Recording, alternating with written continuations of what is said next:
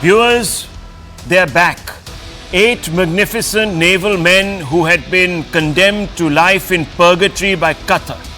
When news broke last year that these 8 men had been sentenced to hang for espionage by a Qatar kangaroo court, a billion Indian hearts collectively sank. Qatar, a blingy Islamic sandpit, is no friend of human rights. Just how contemptuously it regards them was amply documented by do-gooding liberals when the desert emirate hosted the Football World Cup in 2022. And just in case you don't think that do-gooding liberals can be trusted, then here's another example that will clinch the argument. As the Football World Cup progressed, Doha reportedly and laughably enlisted Zakir Naik to preach Islamic values. To put it mildly, it was a giant self-goal, because for Naik, who's wanted in India and elsewhere for hate speech, the late fatwa-spewing, straggly-haired Bactrian Osama bin Laden was Islam's Maryada Purushottam. That's what, viewers, he regarded Osama bin Laden as. Given Qatar's deficiency in the kindliness sweepstakes, many thought it would require a miracle to secure the release of 8 Indians. And they weren't wrong. Doha began by striking the wrong note from the very start, when it didn't even have the decency to supply Delhi with case papers so desperately needed to even frame the most rudimentary defense. But like Houdini, the Ministry of External Affairs has informed us, Modi has unshackled 8 Indians from the Qatari-made legal manacles. And the rescued souls obviously can't stop singing their benefactors' praises. Listen in. खुशी हो रही है कि वापस India पहुंच गए हम safe and sound और definitely honourable prime minister Shri Modi को धन्यवाद करना चाहेंगे कि उनके पर्सनल इंटरवेंशन से ये पॉसिबल हुआ। ये वाले दिन का हम बहुत दिनों से वेट कर रहे थे और प्राइम मिनिस्टर मोदी और उनका पर्सनल इंटरवेंशन, उनका इंटरेक्शन, और एक और मौका लेना चाहता हूं कि थैंक करूंगा एमीर को कतर के, जिनके उनके इंटरेक्शन के कारण आज हम यहां खड़े हैं। We have waited almost 18 months to be back in India. We are extremely grateful to the Honorable Prime Minister Shri Narendra Modi ji. It certainly wouldn't have been possible without his personal intervention and that equation with the Emir of Qatar. I think we are grateful to the Government of India, from the bottom of our heart, for the every effort that has been made, and this day wouldn't have been possible without it. Apparently, the Prime Minister gently impressed upon Qatar's Emir the need to do the right thing at the December 1st meeting on the sidelines of the COP28 in UAE. He also personally followed up the case with the Emir to secure India its little big miracle, viewers. If you just run through those dates, on October 26th, the death sentence is handed out. On November 20th, the first Court of Appeal hearing takes place. December 1, Prime Minister Modi and the Emir of Qatar meet in Dubai. December 3, Indian envoy to Qatar suddenly gets consular access. This is after, of course, the death sentence is handed out. Usually it's in the reverse, viewers. So clearly that meeting had a massive impression on the Emir.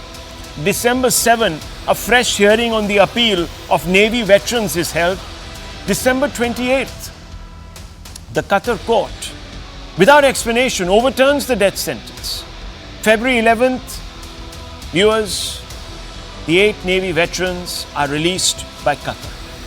That meeting, obviously, viewers, that rescue act proves that once the Modi government says it will deliver, it does. In election year, this is a huge plus point to take to the voter. Let me remind you, when the MEA made it clear that India will secure the release of the sailors, it was Mr. Jai Shankar who led that in Parliament. Listen. This is a very sensitive case. I'm referring to the detention of some of our ex-servicemen in Qatar. I can only say, because their interests are foremost in our minds, I can only assure him we have been seized of the matter. Our ambassador, senior officials have been in continuous touch with the Qatari government on this. Our effort is obviously to ensure that they are not treated unfairly and that if the sooner we can bring them back home. So I assure you that they are very much, very strongly in our priorities in respect of Qatar, and it is something that we will be pursuing. All this, viewers, must make Modi's domestic detractors a little choleric. Remember how several of them had chided Modi for having to eat humble pie in his second home, Doha. The Congress had even gone on to claim that Modi had kept quiet about the naval men because he didn't want to ruffle the Amir's feathers, who was obliging Modi by pumping billions into the Adani industry coffers. That's right. The Congress, viewers, in a lengthy statement, had literally accused Modi of pawning off the lives of 8 Indians in exchange for securing investments from Qatar for his alleged business crony Gautam Adani's power business project in Mumbai. Can you believe it, viewers? Let me run you through some of what the Congress said. Mallikarjun Kharge, the Congress chief, he said, Modi government's meek surrender exposed their tall claims of making India a Vishwaguru. Will he now come up and say, well, with this great triumph, India has become Vishwaguru and Modi has delivered? I haven't heard that, viewers, as of now. Jairam Ramesh, Congress MP and its most voluble spokesperson. Is the Prime Minister reluctant, he said, to put pressure on Qatar because its sovereign wealth fund is a major investor in Adani Electricity in Mumbai? That's the connection, viewers, I was talking about. Asaduddin Owaisi, the eloquent AIMIM chief, he said Narendra Modi has boasted how much Islamic countries love him. He must bring our ex-naval officers back, if that is true. Manish Tiwari, the once INB minister in the UPA and Congress MP, said NDA, for all its muscular nationalism, has completely failed to protect the dignity, honor and lives of our ex-servicemen. The BJP is singing hosannas, obviously, to Prime Minister Modi, saying that Modi equals 100% guarantee. What he says, he guarantees, he delivers. Listen in to the MEA, which said the Prime Minister was personally involved in monitoring all developments. Listen in, viewers. Honorable Prime Minister has himself personally, constantly supervised all the developments in this case and has never shied away from any initiatives that would ensure the return of Indian nationals back to home. We can talk of different frames and terminology, like Sridhar you mentioned, whether it's a release or a pardon, etc. But I think we should see the facts for what they are. 7 of the 8 Indian nationals of Dahra case are back in India, back to their homes. As I said, we are extremely gratified about it and appreciate deeply the gesture of the Emir of Qatar for their release. Viewers, of late, India has lived a charmed life diplomatically. Thanks to the NDA's diplomatic dexterity, we have been able to buy Russian oil without upsetting our Western friends who had imposed sanctions upon Putin's regime for pursuing the invasion of Ukraine. The NDA has been able to get away by rightly declaring the October 7 attack on Israel as a grievous terror assault, depriving the Hamas of its victim card and its Gulf nation sponsors of a fig leaf. In fact, ties with the Middle East couldn't be better, as Modi has demonstrated by getting Qatar to do Delhi's bidding. On February 13, that's tomorrow, he's even going to the UAE to inaugurate the largest ever Hindu temple to be built in the Gulf. Modi has even been able to play Paris onside despite India becoming a member of Indo-Pacific groupings like the AUKUS and the Quad that effectively bundle France out of the Indo-Pacific. The Europeans have been defanged as they solicitously posed questions about India's allegedly patchy human rights record in Manipur and their favorite hobby horse Kashmir. Over in the Far East and along the LAC, Chinese tactical adventures, or should one say misadventures, are appearing spectacularly disjointed as Beijing reels from some unexpectedly bruising encounters with India, both on the battlefield, quite literally, and in diplomatic fora. Nonetheless, all this Indian diplomatic daring-do can be chalked down to a phenomenon called diplomatic exceptionalism. That, simply put, is when one country repeatedly gives benefit of doubt to another because it has a lot to lose if it doesn't. This has come about not only because of a factor of geography. India is, of course, seen by the Chinese-obsessed West as an irreplaceable pivot to the Indo-Pacific, but also, viewers, very importantly, because of its immense economic muscle that is now only growing. India's attractiveness as an onshoring and friendshoring investment destination and the lure of its market means that it can now frame its ties with global heavyweights on its own terms. Modi guaranteed he would turn India's fortunes around if voters gave him a majority, and on the back of evidence, it is becoming increasingly difficult to deny this. Viewers, I always give you the hard facts. I'm going to run you through some very important ones to get you closer to the truth. It is very difficult, viewers, very difficult to get citizens back from another country, especially if they are charged with heinous crimes, especially crimes like espionage. But viewers, in theatre after theatre, whether Indian citizens were stuck because of extenuating circumstances or because they were criminally charged up, Mr. Modi and his government have been able to deliver. Operation Rahat 2015, Indian forces evacuated 4,748 Indians, 1,962 foreigners during the Yemen civil war. Operation Maitri, rescue and relief operation in Nepal. Following the 2015 earthquake, Indian Army successfully evacuated 170 foreign nationals. Operation Sankat Mochan. There's a huge list of all of these. Viewers, from all parts of the globe. Operation Devi Shakti 2021, Indian forces rescue citizen and foreign nationals from Afghanistan after the Taliban takeover. Operation Ganga, 22,500 rescued from Ukraine during Russian invasion. Many people said, what is going to happen to these Indians? And Modi said, trust me, I'm going to do it. And he did. Operation Kaveri 2023, 3,961 Indians and 136 foreigners rescued from conflict-hit Sudan. Viewers, he's delivered on all his electoral promises. The mandir, well, that's being built and has been built, viewers. It's been consecrated. Abrogation of Article 370 and 35A, done. That also done. Abolition of triple talaq, that also done. Citizen Amendment Act, the rules will be notified any day now, viewers.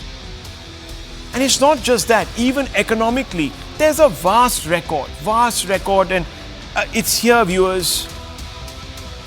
You can see this perhaps, I don't know, the fine print. When you talk about revenue deficit targets, when you talk about internet connectivity, when you talk about delivering medical colleges, CPI inflation, poverty reduction, it's all there. Multi-dimensional poverty has been reduced, net direct tax collections have increased. Targets have been met. A lot of work. Let's open this up, viewers. Let's open this up and ask those whether Modi equals 100% guarantee, as many people seem to suggest. Let's open this up. I want to first go to Senior Fellow of the ORF. This is not easy, Sushant Sri. This is not easy. I actually have been researching about espionage cases. And there were individuals who were languishing for decades altogether in prisons in different countries on these very same charges. To just give you a few ideas, the viewer at least, former US Marine who was released, Paul Whelan, he says he feels abandoned in Russian prisons. This was in December 2023. He'd spent years altogether, 16-year sentence. The US releases top Cuba spy Anna Belen Montez after 20 years in prison. Pakistani spy repatriated after 16 years in an Indian jail. Convicted Israel spy Jonathan Pollard free after 30 years. Modi's done it in 17 months, it would appear. And when he actually took charge, it's only been about 6 weeks. So, Shansarin, diplomatically, this would have to be quite an accomplishment. Do you agree or you don't? No, Rahul, quite clearly, this is I think it's a very significant development that, 8 people who had been arrested, sentenced to death, the sentence commuted, and then finally they've been released and sent back home. I think by any stretch of imagination, it's a great development, and it could not have happened until and unless a couple of things were in place. So number one, I think it was quiet diplomacy, silent diplomacy. There was no tom-tomming. There was no "tu janta nahi hai main kaun hu." There was none of that nonsense. Behind the scenes, even the media was kept out of it. In fact, Rahul, even till today, we don't know what exactly were these people charged with. What was the crime that they were convicted for? What exactly were they accused of? We have no idea. It's only speculation that it was some kind of espionage or something else. But exactly what it was, it's not come out. Number two, I think they were not involved in anything very heinous, unlike some of the other examples which you have given. So it was, in a manner of speaking, relatively easy compared to some of those other cases. In many of the other cases of, there has always been a kind of a swap that the Americans had 2 or 3 of Russian spies, the Russians had a couple of American spies, so they swapped. But in this particular case, I think it was a lot to do with quiet diplomacy. It was a lot to do with the kind of diplomatic investments that have been made in developing relations with the West Asian countries, the Arab countries. I think you cannot ignore that. It has a lot to do with the fact that countries in the Arab world and India have an amazingly beneficial relationship. So it's not a one-sided, I've heard some people, make these carping sounds. You yourself recounted something that the Qataris are investing so much money in such and such project. The Qataris are doing that kind of investment not because they're in love with us. They're doing it because they see India as an economy which is growing, India as an economy where their investments are safe, India as an economy where their investments will get them returns. Why don't they go into Muslim Pakistan and invest that kind of money? They will never do it because they know the paisa doob jayega.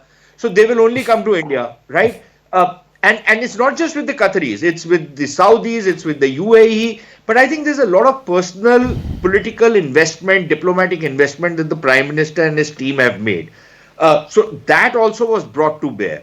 When a guy like Modi goes out and engages with his partners in other countries, I think he brings with him a certain amount of weight which cannot be ignored. So I think that credit will definitely have to be given to the government. Yes, it's taken time, but it's not taken as much time as it could have. I was very certain that until and unless the Qataris wanted to blow up this relationship, beyond a point, they would have to release these people.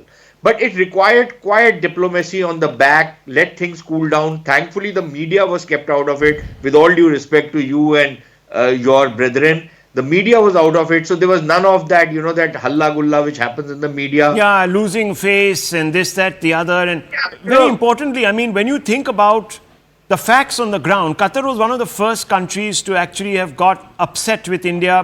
When that Nupur Sharma fiasco and a couple of misanthropic Indians decided to make her the real point of Rahul, dispute and discord. So, Rahul, to be fair, I think to be fair, in that particular case also, to some extent, it was mishandled by us. I think when that thing hit the screens, suddenly there was a lot of disinformation and misinformation. And ideally, the government of India should have engaged with people and said that, look, what was said, maybe the way it was said might not have been proper, but what was said was nothing blasphemous or nothing out of the ordinary. Well, I mean, we're not discussing that, of course, today, but basically you're right. I mean, the Indian government completely capitulated.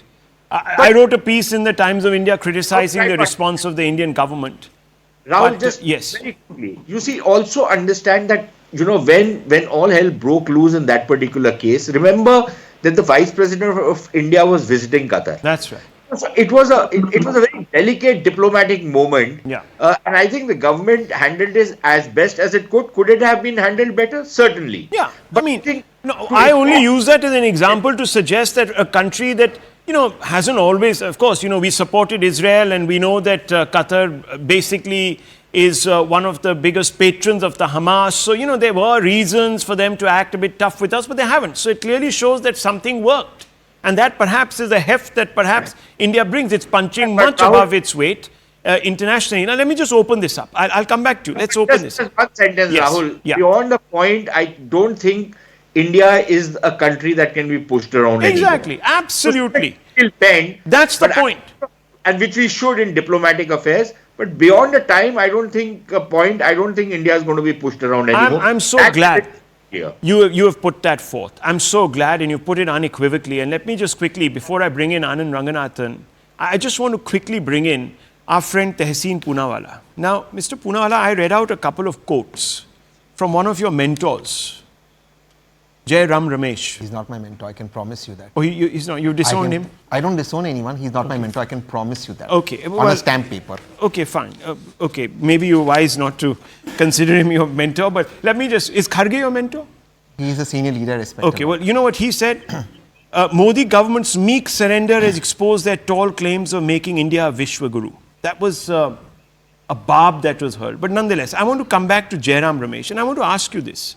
Does the Congress lie about this Modani business just to spread disaffection? I mean, look at what you said. Is Prime Minister reluctant to put pressure on Qatar because its sovereign wealth fund is a major investor in Adani Electricity Mumbai? Your other mentor, Rahul Gandhi, gets up in Parliament. And what does he say? Modani, Modani, Modani. Egg on their faces. Qatar has completely, I don't want to be triumphant here, has completely walked Delhi's talk on this. Modi shook hands with him on the 1st, and within 8 weeks, these guys are back. So Rahul, thank you so much Was Modani a lie? So Rahul, thank you so much for having me on the show. And one thing all of us on this panel are very happy about or jubilant about is that the 8 Navy veterans are back in India. So that's congratulations to the Indian government. Now you're quoting Kharge ji, but I myself tweeted the Prime Minister and blamed him. And today I gave him credit. So it is the But job. Mr. Kharge hasn't. So Yeah, has India today become a Vishwaguru because Modi has actually succeeded in having his way? Just a quick question. Yeah, as so far as India's relationship with the Muslim Middle Eastern countries are concerned, this Prime Minister and this and Jaishankar have done a fabulous Look job. at the Even caveats, Dr. viewers. Tharoor. You could put 40 brackets. No, I'm But let me being honest. ask you. Let me ask But you this. Jairam Ramesh says PM is reluctant to put pressure on Qatar because its sovereign wealth fund is a major investor in Adani Electricity Mumbai. He used the term Modani All right, in his so- tweet. Now, can I ask you a question? Sure. Should Jairam Ramesh apologize for spreading malicious disinformation, not just about Mr. Modi, but also about a corporate? I don't speak for Mr. Ramesh, so I'm sorry about that. I can speak for You what... can't distance I can- yourself. No, away from Mr. Ramesh, of course I do. So you mean to say that you don't want to defend him because he was wrong? I mean to say that I can make a point of view from the opposition No, I'm point of view asking you, because I'm do you think, anti-BJP. as a As political a reasonable analyst, political analyst, I can say... do you think this was wrong? I would say it is the duty of the opposition to put To make pressure on the charges like this, fallacious Please allow me to charges. finish. Okay. It is the duty of the opposition, and they would fail this great country if they did not put pressure on the government. But Like this? no, not. But this, I think, should not have been bought in simply because everything is not about Mr. Adani or Mr. Ambani. Let me say, No, but but it is the duty this of the seems government. to be a lie. Because Rahul, can I this just was make a some test. points that I want to make? Yeah, I will. Then But I this will. was a test, wasn't it? This was a test. You are So- in bed with Mr. Adani. That's why you can't put pressure on Qatar. Qatar is doing you a favor, Mr. Modi, investing in your friend's business. That's clearly turned out to be wrong.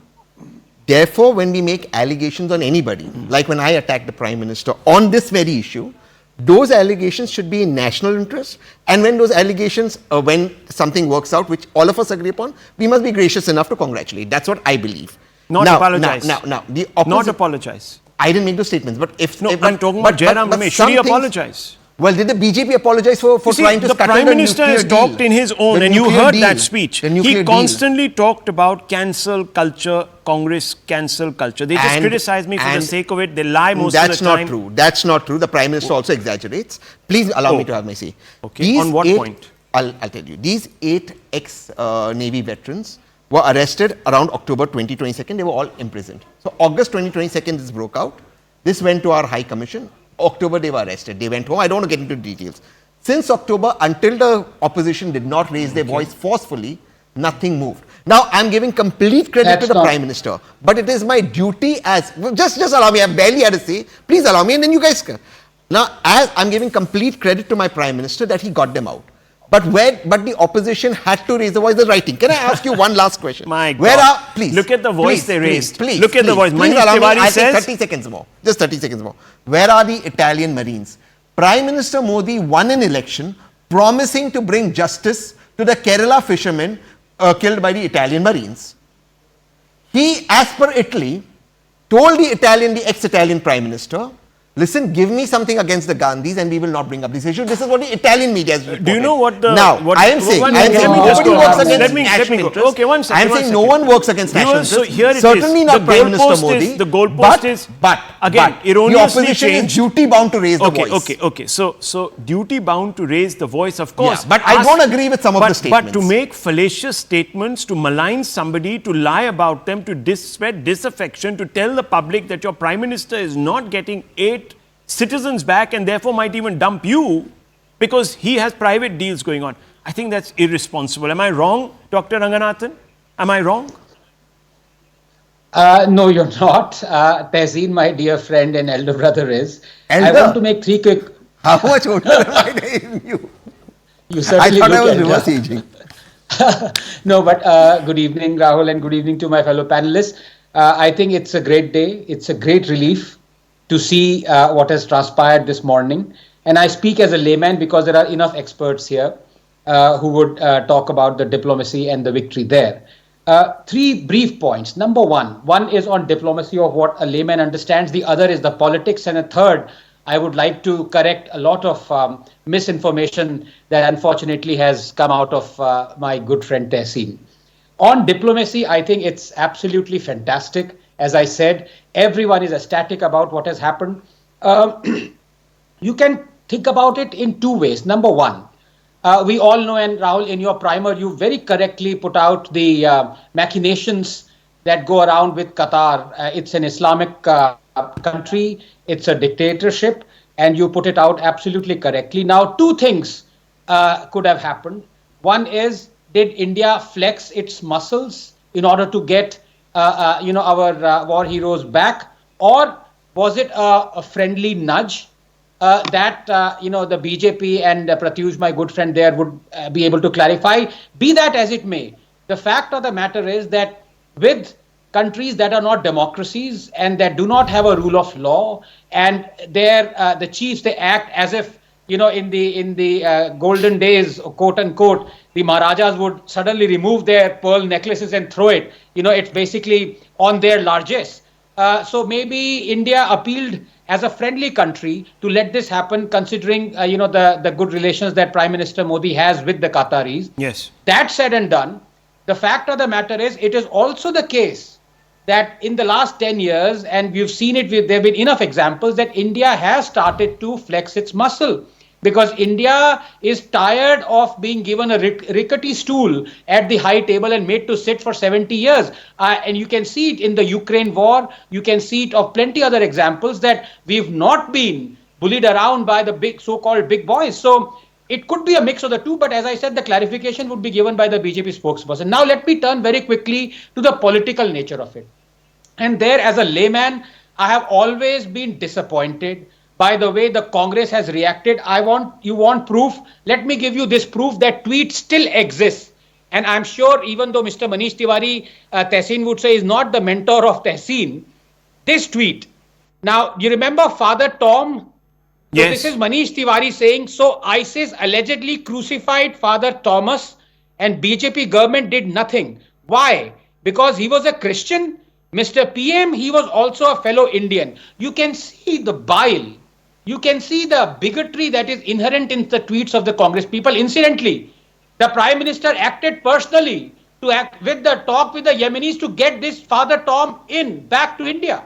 Then the Congress never even forget about commending, never even congratulated. They were insinuating that Prime Minister Modi is doing nothing because Father Tom is a Christian. This is the level to which they would drop. And finally, I've talked about politics now, just 2 things, because Tehseen brought about the Italian Marine. Tehseen, you know as much as I do, under which regime did the Italian Marines go back to Italy and refused to come back? Was it under Modi or was it under Sonia Gandhi and Manmohan Singh? So please tell the facts correctly at least. And let me also sorry. Let me tell you, in the ITLOS court, viewers, the ITLOS court, the International Tribunal for Law of the Seas, Italy moved that court. Now, obviously, in a dispute between two countries where both countries are willing for international arbitration, it is the international court's judgment that holds. That's why India also went to the International Court of Justice to secure our own man, Mr. Jadhav, who is in Pakistan. But now, let me just come back to it, viewers. The ITLOS, Italy moves it seeking for 2 Italian Marines to stay in their own country during the trial process and also to stop India from going ahead with its criminal prosecution. The ITLOS judgment of 2015 called on Italy and India to suspend all domestic prosecutions so that it would be the final authority. And guess what, viewers? The judgment, the part of the judgment that was in favor of India was the tribunal held that the actions of the Italian military officers breached India's freedom of navigation under UNCLOS. The tribunal also held that India is entitled for payment of compensation in connection with the loss of life, physical harm, material damage, property, moral harm suffered to the captain and crew of St. Anthony, the Indian vessel. Judgment part that was in favor of the Italian side was that India had jurisdiction in the matter, but that the forces in official exercise cannot be tried by Indian courts.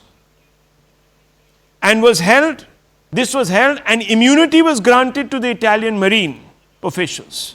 Yes, viewers, sir, but India had jurisdiction. Viewers, no, sir. Yes, that's what the judgment matter says. is there. The matter is there. Yes, of course, I'm saying that India had jurisdiction. But the Prime Minister promised to bring them back. I agree this with is you. very wrong. I This is accept very this wrong. judgment. This is No, very, you have very to wrong. allow This me. is very wrong. I No, raised this this is point. very Allow wrong. me a point of Italian order. position that the Marines, being members of the Italian armed forces in the official exercise, cannot be tried by Indian courts was Yes. held and immunity was granted. And I respect that, So but you viewers- must allow me one point of viewers order. in Just an one internet- point of no, order. I'm sorry. I'm not No, going to- just one this point is- of this order. is- I'm only this is going to going take one away point of from order. this story, No, we're not. please. I just want one And point of Rahul, order. 5 I seconds. completely Tessin, accept this. Tessin, please. Except when the UPA government said the same thing, that it was, because they have They armed left forces, under your Prime government, Minister sir. Modi They says, left no, under I your will bring them back. They Why left did under Prime your- Minister Modi they mislead? left That's the under your- question. He didn't lie, sir. He tried his Rahul, level 5 best. He seconds. lost. Fair point. Yes. He lost. And we respect He that. tried his And level that best. does No, not you make don't him respect anti-India. that But I'm because saying in these other opposition is matters, duty-bound excuse to me, raise sir, voices. Jairam Ramesh was not making a fair point when he said the PM is reluctant to put pressure on Qatar because its sovereign wealth fund is a major investor in Adani Electricity in Mumbai. So either Jairam Ramesh is lying, viewers, or he owes the Prime Minister an apology. Rahul, just 5 seconds. Yes. Just 5. Because Tessin was talking of, these issues. I want to ask him a very simple question. Tessin, who allowed Warren Anderson to escape? The Congress government. Yes. And who picked up the soil from Bhopal, from the Union Carbide plant and held it like this and said, look, I am not dead. There's nothing wrong in it. I have no idea who did that. I'm sorry. I'm not That was aware. Jairam Ramesh. Jairam Ramesh. That was Jairam Ramesh. Anyhow, viewers, Which is look, I have no idea. I don't want to nitpick, but the point here is this, Lokesh Jindal, that the Congress has spread disaffection. I'm asking you, when Manish Tiwari says NDA for all its muscular nationalism is completely failed, will you now concede that NDA actually has the muscle to flex internationally? Point one. Point number two, that India has become the Vishwaguru because Modi has not surrendered but won this round. And number three, most importantly, Islamic countries also love him. And number four, not least, that Jairam Ramesh was lying about Modani. He has been lying consistently about Modani and he opposed an apology. Just answer these 4 questions in all honesty, sir, since you have been proven wrong on all 4. Good evening, everybody. And first of all, we are all happy and we rejoice that the 8 ex-Navy, they are brought back to the country safe and sound. However, Rahul, let us not forget and overlook the larger picture. We have more than 8,000 prisoners, Indians, languishing in foreign jails. And the Prime Minister bringing back Indians is not something new. In 2010, we had Prime Minister Manmohan Singh signing the conventions for the transfer of sentenced prisoners with Saudi Arabia, following which hundreds of Indian prisoners were brought back to India. Subsequently, in 2012, we had hundreds of Indian fishermen sent back to India by Pakistan. So this has been happening in 2016 also. The Prime Minister, Narendra Modi ji, he had gone to Qatar and secured release of 23 prisoners. So this is not something which has happened for the first time. It is not something that is new, for which you give a sole credit to the Prime Minister. Secondly, when you're talking about Qatar, do you know after 2017, when the Gulf Cooperation Council economic crisis occurred, after that, there were so many check bounces cases and the number of Indians. What are you talking about? Listen, I'm not here to get into modern diplomatic Indian history. We asked you very specific questions. No, 1 minute. I am not giving, excuse me, 1 second. No, Mr. Jindal, 1 second, please just stop there. I don't have all the time in the world. I have another debate to go to. I have other guests to go to. I'm not going to sit here and listen to some absolute dissertation on international diplomacy.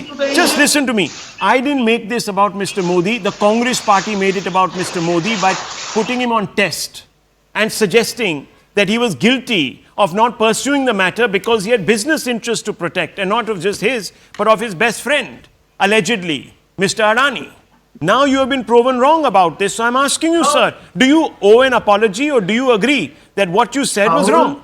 Simple. Idea is after 2017. Okay. I'm not getting an answer, viewers. There is a separate movement called handcuff movement, whereby I am not getting an answer, viewers, and neither are you. Mr. Jindal is doing what he does best. He does fantastically well. Dilate from the issue. He's dilated so far that if I ask him now to recap the third sentence of his long dissertation, he will have forgotten. And he'll come up with an entirely different set of facts. Viewers. So that's the problem. But let me bring it. No, sir, please. I'm not. This is not. We are not here to in JNU, sir, in the School of Diplomatic Studies. I object. Going over India's diplomatic history, starting from some bureaucrat who popped out of the woodwork some 70 years ago. I'm sorry. You will have that opportunity. I'll call you for that debate on the weekend. I do the crux of the matter, very deep dive. We can do that there. But this is not the forum. I only asked you, are you responsible and do you accept guilty for spreading misinformation about Mr. Modi? Yes or no? You can't answer that question. Let me bring in the BJP spokesperson. Let me bring the BJP spokesperson. Since you can't bring yourself to be honest, let me ask you, why are you making this about Mr. Modi? Says the Congress. Mr. Pratyush Kant. Well, Rahul, I've been patiently listening to everybody, and my friend Anand was very right that every Indian feels very relieved and very proud of our Prime Minister. The basic strength of this getting our 8 naval officers is the very fact that every Indian in small village, Mufassil town feels proud of the fact that India has now come of age. We are there, we mean business. It could be either, Operation Ajay, Operation Kaveri, Operation Ganga, Operation Maitri. You have listed all of them. I heard you all out. Every such operation adds strength to every Indian. This is what Narendra Modi government is providing to everyone. Diplomacy is not what Rahul Gandhi does. He goes to a foreign university, talks nonsense about his country, gives handle to those foreign newspapers to write all kinds of things about us. This is what real diplomacy is. Nobody had a clue what is happening. And Modi government was just what listen. Diplomacy has Rahul Gandhi done? I'm not even sure. I don't. What I am telling is what. See, first I. Sir, Rahul Gandhi is not the Prime Minister. Let him finish. Let him finish. He didn't disturb. Let him finish. मुझे तो यही नहीं पता है तहसीन पुणे वाला कि तुम हो किसके साइड में यार. मैं तो डिसाइफर करना चाहता हूँ कि तुम चीज क्या हो. I'm not unable to understand you. So Rahul, what I was trying to tell you here, that Rahul Gandhi goes and like an irresponsible leader, he goes and talks nonsense, gives handles to other people to say absolutely ruckus about the whole system. This is what diplomacy is. Okay. That you go, you the work BJP today, of course, viewers, Congress guys is going to take complete credit, and it's their wont to do so, because obviously this has been a massive and successful diplomatic coup pulled off by the Prime Minister. The onus now, of course, is on the Congress to come out and show a clean pair of hands. till now, we haven't had any senior Congress leader. Sushant Sareen quickly raising his hand. Yes, Sushant Sareen. Yeah. I think you're about to wind off the debate, but I thought one thing we should acknowledge today. Yes. You know, Indian governments were notoriously negligent of Indian citizens, especially individuals who were caught in some kind of problems in the past. Yeah. I think if there's one person who deserves a lot of credit for turning the focus of Indian diplomacy to take care of Indian citizens abroad, Yeah. it's the late Sushma Swaraj. I was about to say that. Very good point. Fantastic. Sometimes we used to mock her that she should have been the Joint Secretary CPV division, but that was uncharitable. But the fact of the matter remains that the amount of interest she took and the responsiveness and the clarity with which she I think that's a very valid point. And it's the right time to make it, viewers. So many times we were reading about headlines about how America would swoop in and pick up their citizens from disaster zones, and we'd say, "Hamara kya hoga? Ye American kar lete hain." Well, viewers, today you're probably one up on the Americans. They're still stuck trying to get their people back from Russia. Good luck to them, but ain't going to happen.